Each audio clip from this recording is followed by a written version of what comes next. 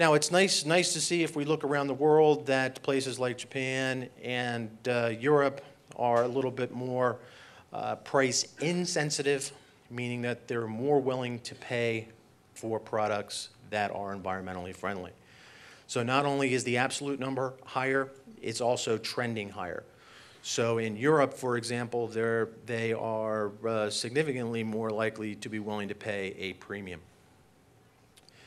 Now again, like I mentioned before, it's not just about the LOHAS consumer, but this is basically taking the data we just talked about on the past 2 pages, and if you lay that out on a simple grid, what you see as a LOHAS consumer is very low in talking about what is lowest priced and very high in terms of willing to pay more.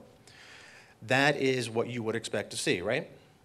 Now what happens with the other four groups is that they sort of cluster together in the upper left, totally opposite the LOHAS consumers. But again, there's different levels of intensity among those groups also. Now, if you take a look at the recession and the challenges that we're in today, I think you could definitely make the point that there's pent-up demand, and that as disposable income continues to rise, as housing gets better, as jobs become more plentiful, whatever it might be, that we continue to see, even though the market is continuing to rise from 2007 to 2008.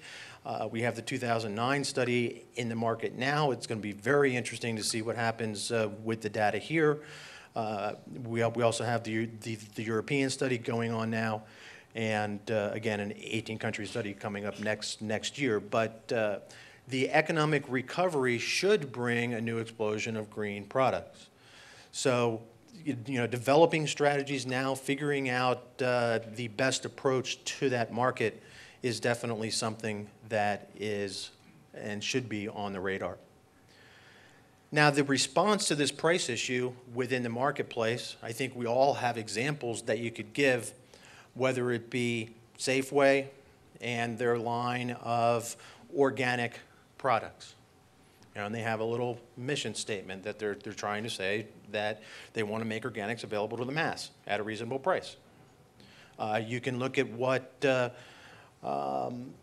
EPA is doing with their Smart Way program. You can take a look at what Costco is doing with their own private label green cleaning products. Lots of examples out there and ways in which to overcome the price issue. The second obstacle is dealing with trust. And trust is one of those topics that we continue to talk about. There are definitely issues with consumers being overwhelmed. There's recent press that was out in terms of the need to develop some sort of standards, and I'm going to talk about seals and certifications. There's 300 marks out there. There's marks that have been developed by companies internally that they're using that are now facing litigation. There's all kinds of things happening here that's dealing with trust. But if you take a look at some consumer data and trends, what you see here is that consumers are indeed looking for proof of what a company says in terms of a claim when they're talking about being socially or environmentally responsible. That's a good trend with that number being down. You can look at it in another light in terms of companies, the percentage of America that believes that companies are generally more responsible than they were 2 to 3 years ago. And that's up.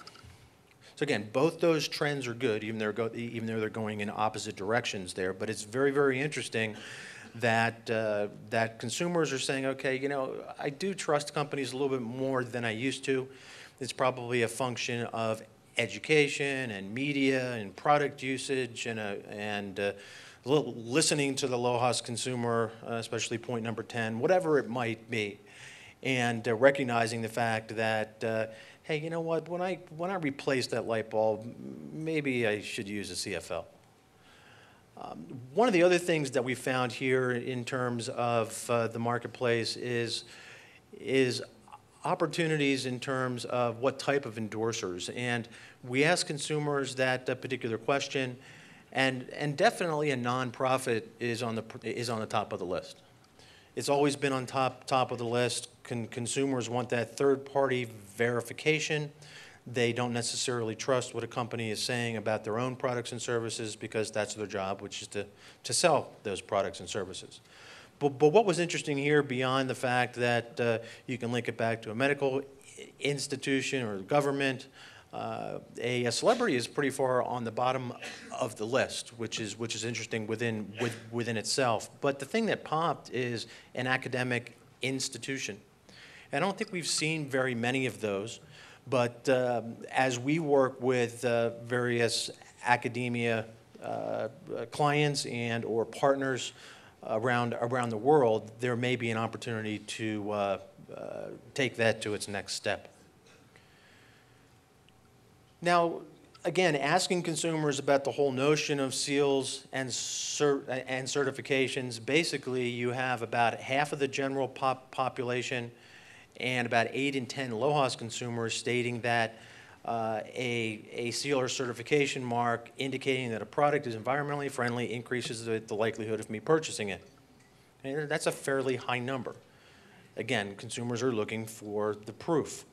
And there's tons of different examples that are out there. Some are definitely more entrenched than others. We have individual data on a whole range of different seals and certifications, and there's been a little bit of growth in that over the past year or so.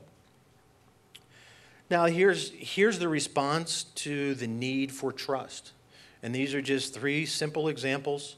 Whether you're talking about Greenworks and at the Sierra Club, which we could probably spend a couple hours talking about. Regardless, we have that example. We have the Chiquita example, and a great example from the Coca-Cola Company and their connection back to the World Wildlife Fund. And there's a lot of different examples out there, whether it be corporate examples, whether it be some vaguer examples such as cleaner and greener.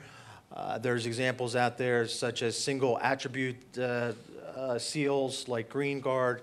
And then lastly, I think there's lots of activity from FTC, as a lot of you may know, an establishment and continued understanding of what the green guides are, and there's UL out there offering environmental validation also.